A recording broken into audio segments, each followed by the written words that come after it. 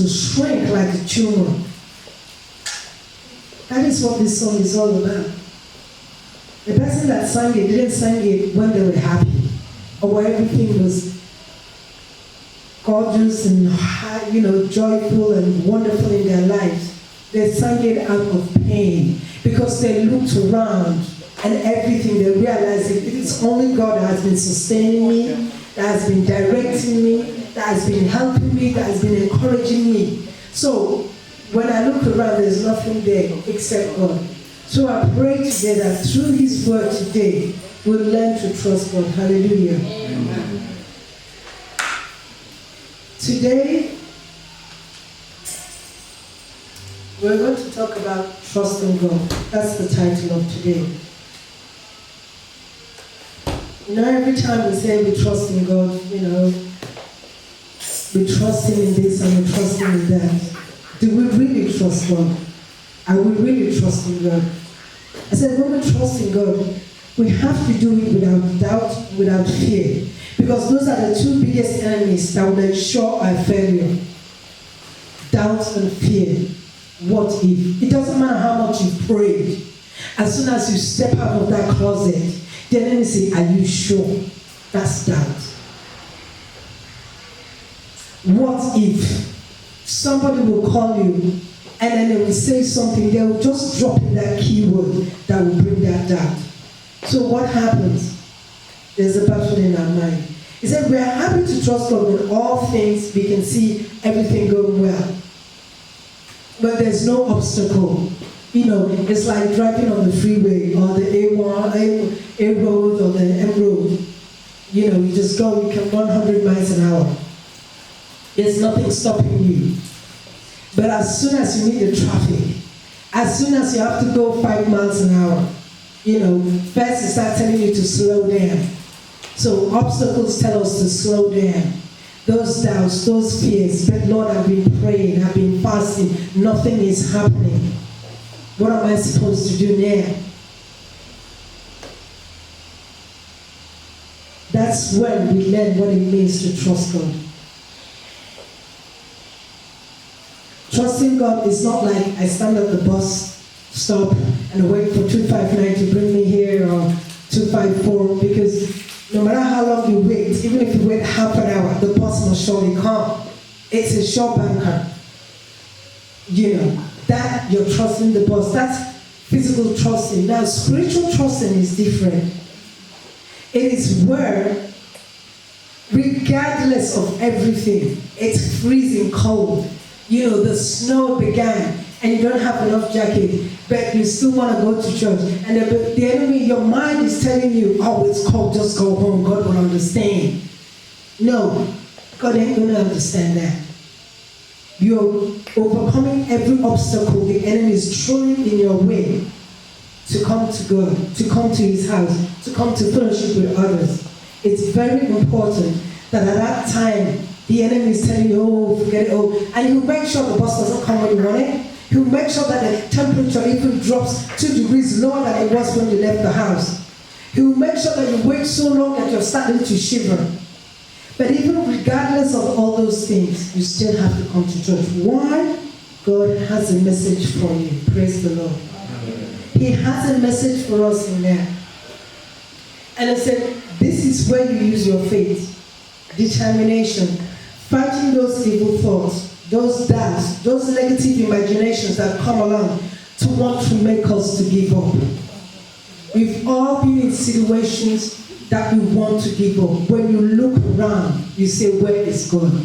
God, I thought that when I'm serving you, this is it. They said, when you trust in the Lord, everything. No. The God that we're trusting, are we trusting it in our own understanding, or is it in God's understanding?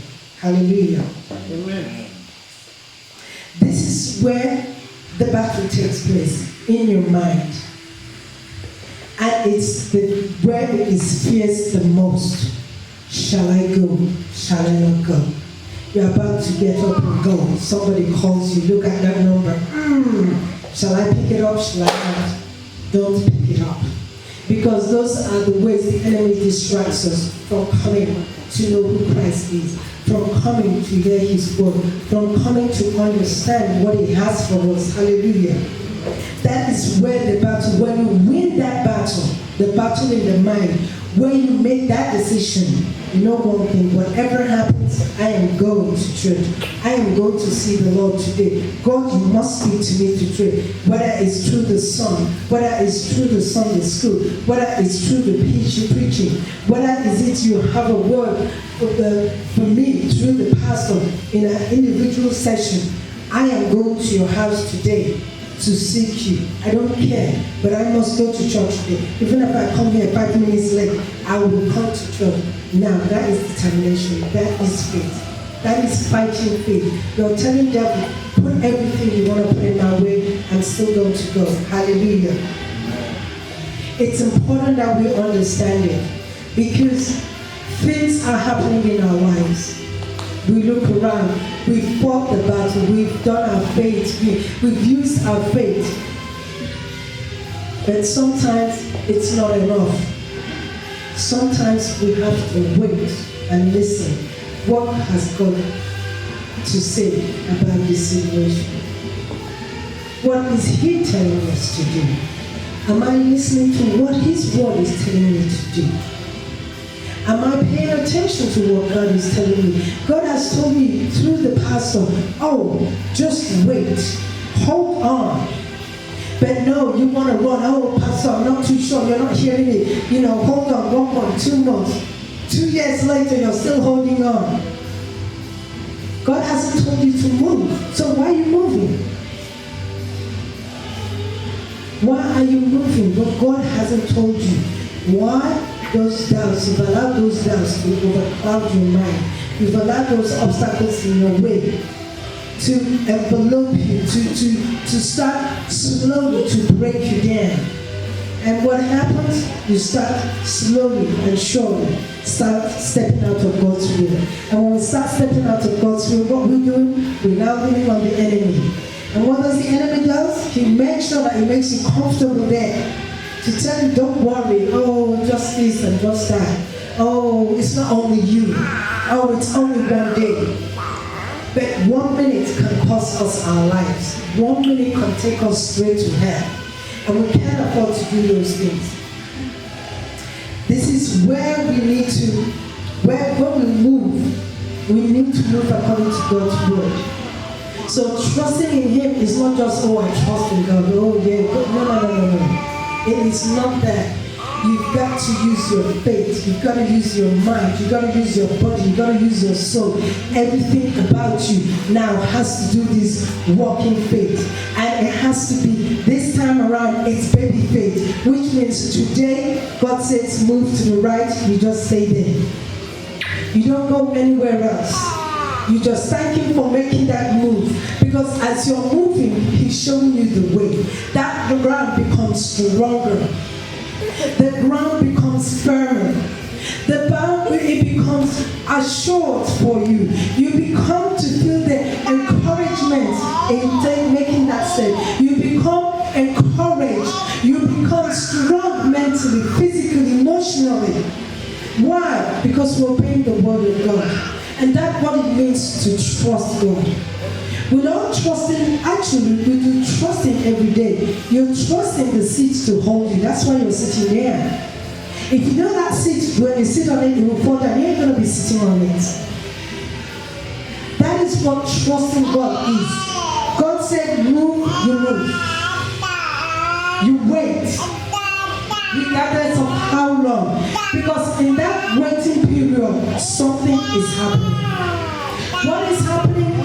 Deliverance is taking place. Healing is taking place. There are things that God is taking away from us. Our character is remolded. Praise the Lord.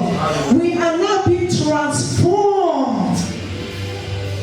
With that waiting, that footstep, when we took that step, that first one where God said, move to the right. What happened to Abraham? God said, leave your father's house and go to the place where I'm going to show you.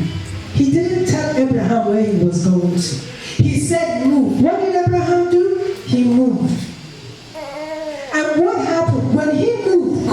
started dealing with him, started doing things in his life. And every time God spoke to him and he spoke to God, he took another step. And it's called baby steps, baby first steps. Sometimes it gets to a point, it's not crazy one, it's not bold steps, it's the baby one. When we look at our babies, naturally, they take one step at a time. There's a reason. Is that strong enough? Shall I go? Yeah? Okay. That one has gone. That's what it is. We take baby steps because it's important.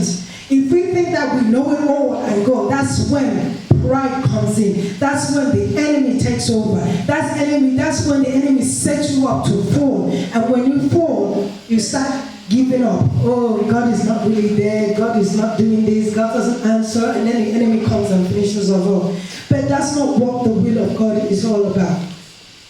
As we learn today, our job, the whole purpose of us being on planet Earth is to praise God, is to glorify His name. So, if we're not taking those baby steps, we're not glorifying God. When it takes you to take a step and we're trying to leap, you can't get it. You're going out of God's will. He told you to take a step, not a leap. If He wants you to take a leap and you take a step, then you're still out of His will. You have to obey Him exactly as He told you. Praise the Lord. Hallelujah. Abraham trusted God so much that when He gave him his son Isaac, God told him to take your son. And I want to tell you, you're going to sacrifice him to Him. He did not doubt God at all. He didn't think of anything. He didn't say, are you sure, God? Did you see how long it took me to get that one? No. What did he do? He trusted God. He trusted God and he went. And what did he do? He did exactly what God told him to do. But when God saw his faith, He saw his trust in Him, which means everything that was inside of him, he placed it in God's hand. God now did what He wanted to do in his life. And today, we are part of that heritage. Praise the Lord. Imagine if Abraham didn't obey God. What would it have been today? It would have been anarchy. Only God knows what the life would be for us that know Christ, for the world itself. So when God talks to us and He speaks to us on a daily basis, I promise you that you take that step of faith. Go and wash the car. Go and say hello to your neighbor. Just greet that man over there. Buy a cup of tea for that person. There is a reason. It might look stupid to us. God, why would I want to see him? See, he ain't got no clothes on. He's not even dressed well. He looks like a madman. Just do it. Just do it. Don't question. Don't do anything. Just do it. Praise the Lord. Hallelujah. And I'll give you an example. Many, many years ago, I was so down. I was in tears. And I was sitting down, I was reading my Bible. And I heard the key go. It was my neighbor going into the house and my heart leapt like this. Boom! I said, God, what am I going to do? You know what God told me? He said, I need to let go. I need to forgive. I need to let go. I said, but God, look. He said, yes, but you need to let go because I want to bless you. And when God spoke that word, it was like somebody stabbed me in the heart, and not just stabbed, it was just screwing it like that. I felt the pain. But you know one thing, as soon as I let go, within 2 days, I got the best job ever I wanted. So, when you obey God's word, because when we're obeying God's word, we're trusting in Him. We're trusting in Him. What would happen? We'll start getting those blessings immediately. It's not come back tomorrow. It's the ones that are immediately He will do. The ones that are meant for the next 6 months, He will do it. The ones that are meant for the 9th month, He will do it. The one that is meant for the 12th month, He will do it. But it takes baby steps. Imagine if I hadn't obeyed God's word, if I hadn't understood that that was God speaking to me at that time, what would have happened? Maybe today I wouldn't be here today.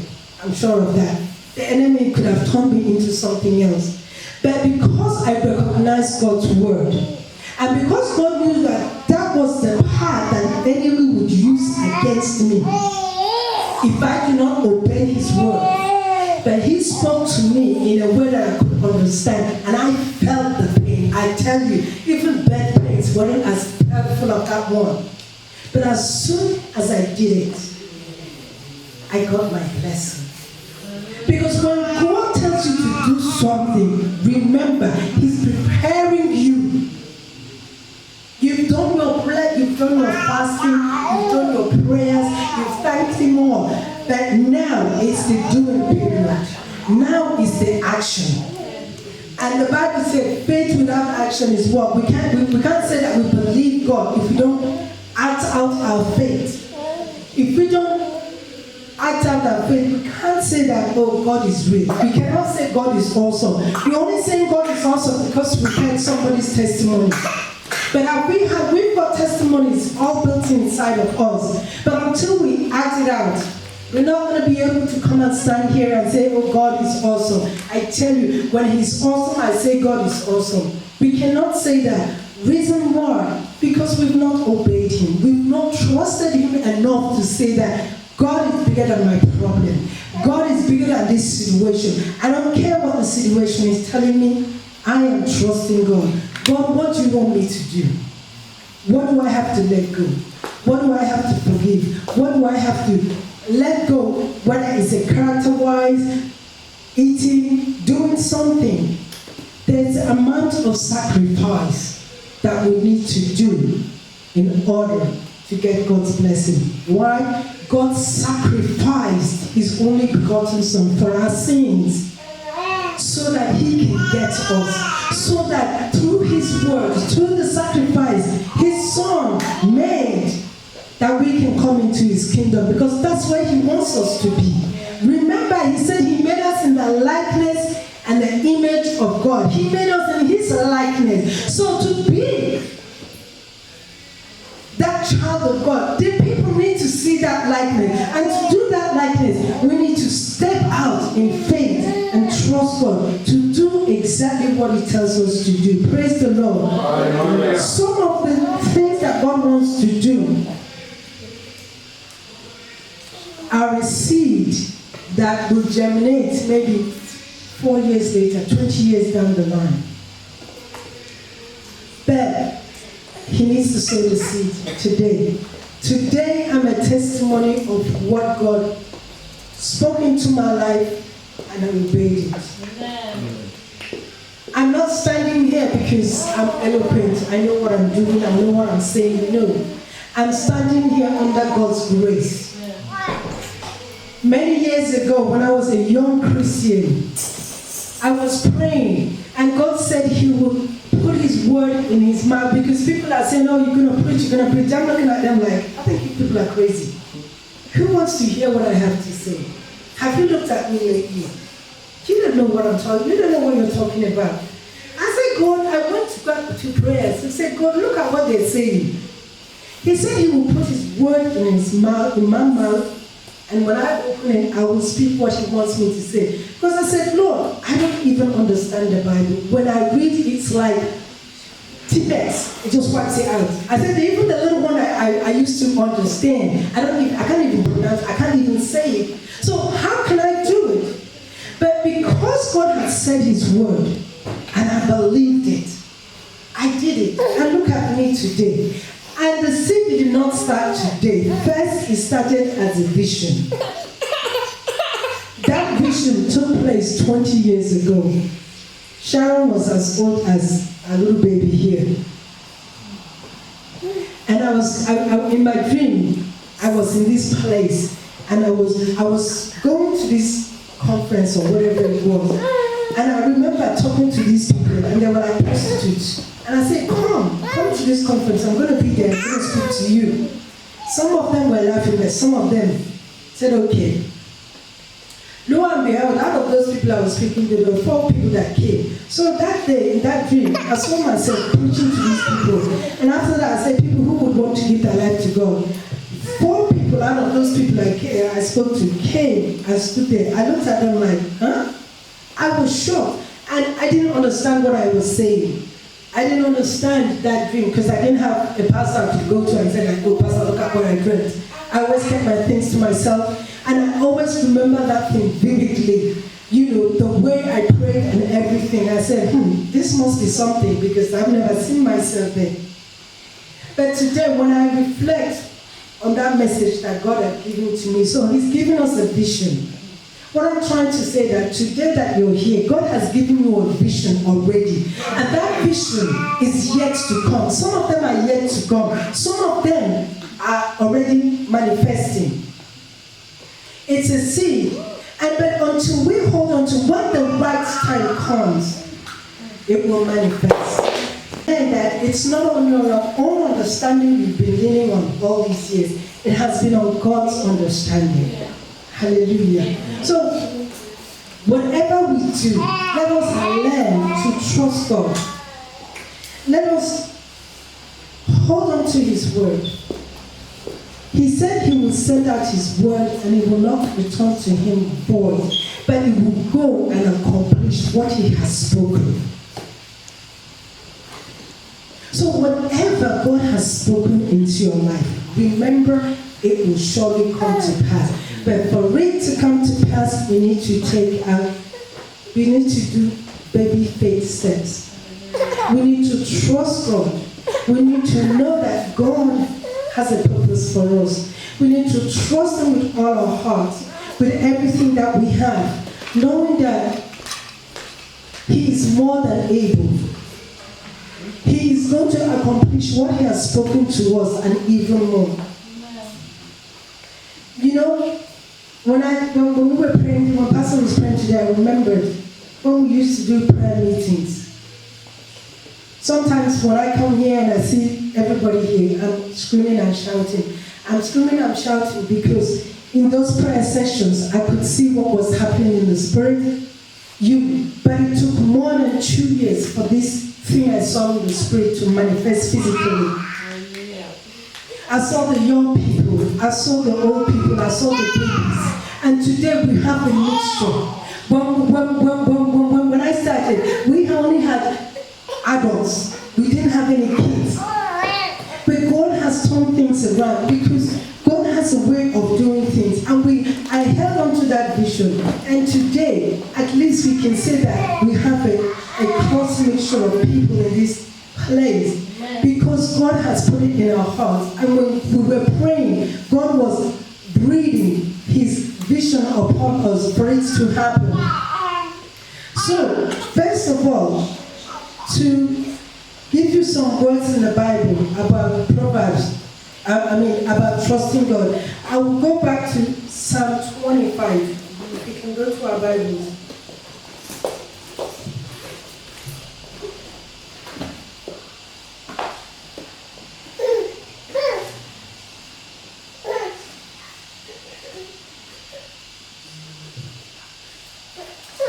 In verse 1, and why I choose this one as my first scripture was because it has always been my go-to. The first time I read it, I didn't understand what it meant. But until I read it the third and fourth time, it began to minister to me. And I remember a few years ago, I used to read this Bible, this verse 1 to 5 on a daily basis because I was going through so much mentally, emotionally that I used to hold on to this word. I said whether I understand it or not, but I'll keep on reading it, I'll keep on meditating on it. It said, "To you, O Lord, I lift up my soul." Oh my God, in you I have unwavering trust and I rely on you with steadfast confidence. Do not let me be ashamed or my hope in you be disappointed. Hallelujah. Amen. Do not let my enemies triumph over me. So this is what Psalm 25 is telling me.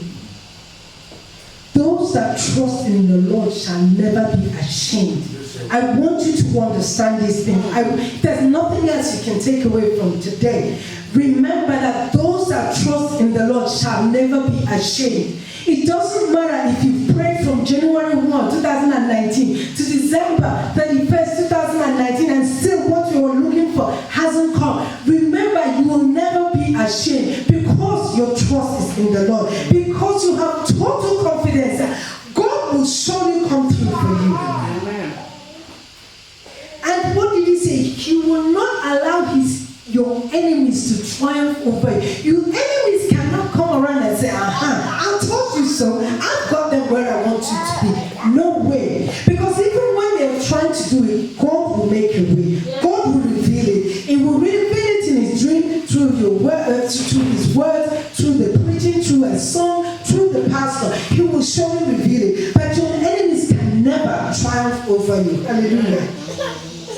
He said, verse 2, he said, indeed, none of those who expectantly, I'm reading for Amplified. Indeed, none of those who expectantly wait for you will be ashamed. So, those that really wait expectantly on God shall never be ashamed. Those who turn away from what is right and deal treacherously without cause will be ashamed. They will be humiliated. They will be embarrassed. You know, God said He's the one that fights for us. Vengeance is His. We shouldn't fight for vengeance. So even those that have done wrong to you, forget it. Let God deal with them. Because God will surely deal with them one day. Hallelujah. Amen.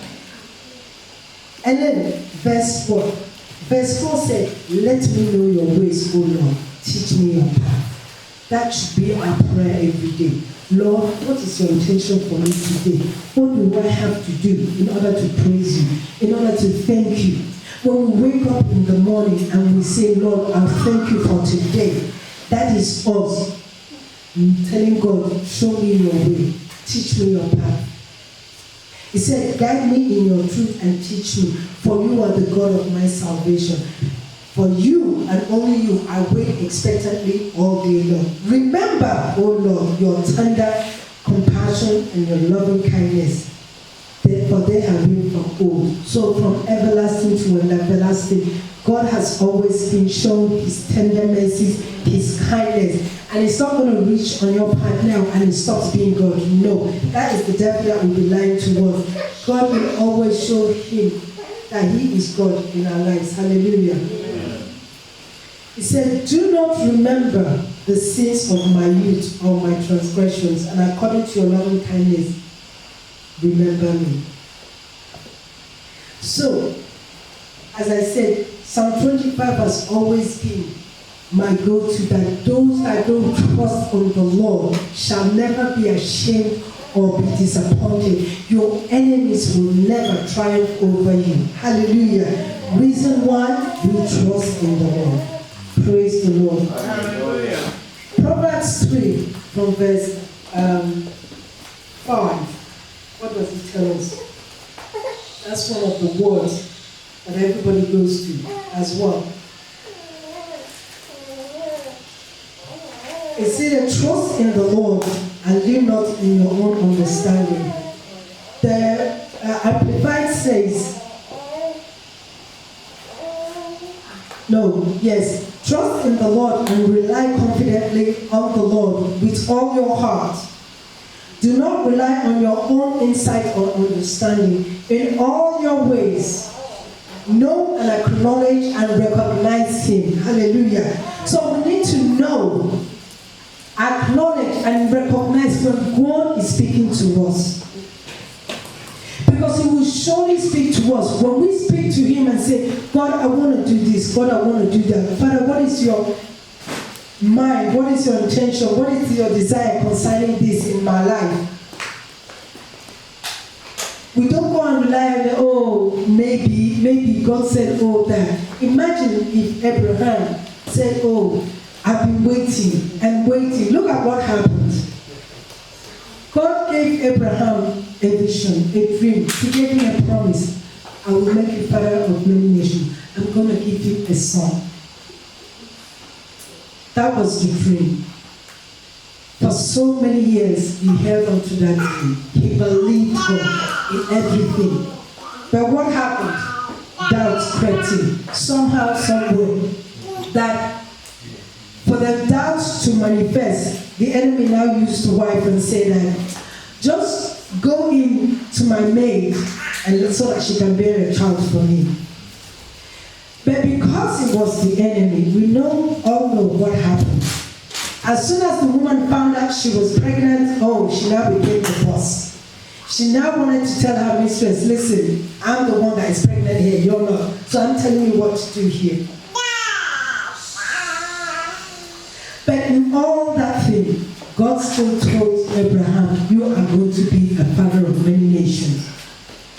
Eventually, what happened? God gave Abraham the promised child. That's what the meaning of Isaac means. He gave him the promised child. And what happened? When you are a promised child, you shine. Hallelujah. You will shine like the stars in the night. You will shine like the sun. Wherever you go, you cannot be covered. Hallelujah. You can't be put under, nobody can suppress you. No matter how they try, put you in the drum, seal you up, somehow there are going to be holes in that drum that your light will start shining. Praise the Lord. Amen. And that this is why it says, in all your ways, know and acknowledge and recognize him. And he will make your path straight and smooth, removing obstacles that block your way. Do not be wise in your own eyes. Fear the Lord with reverence and obedience, and turn away from evil. Praise the Lord. Amen. So, as we go about this week, because we've still got 3.5 months left, I want us to remember what the promises God has promised us that haven't come through. Let us realize that when we start trusting him again, that those promises will come true. He will give us those visions to make it happen. Amen. Hallelujah. Amen. I remember a few weeks ago, God reminded me of the prayer points we did at the beginning of this year. Who still has their prayer points for this year? Who made a copy of their prayer points that we made on the 31st of December, going into January 1? Not many of us. But God was reminding me to go back and find it. I told you that today I found mine. For a long time that we do prayer, we do prayer points and, you write your vision for the year. I've never held on to mine. But this one, I held on to it. Why? God was telling me to trust him.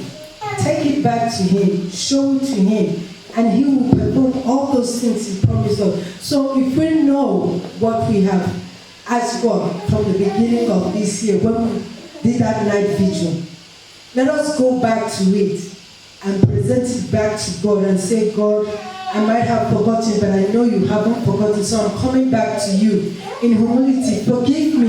That is why I said, keep away from evil. And please, Lord, hear my prayer. I want us to finish with Isaiah 40.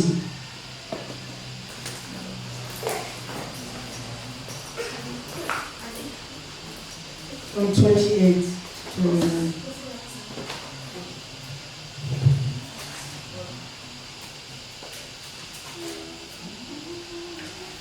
He said, do you not know? Have you not heard? The everlasting God, the Lord, the creator of the ends of the earth, does not become tired or grow weary.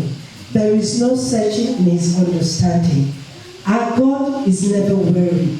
He doesn't say, because you kept on praying and praying, after 3-4 months you haven't seen a change, and then you gave up. God doesn't give up on us.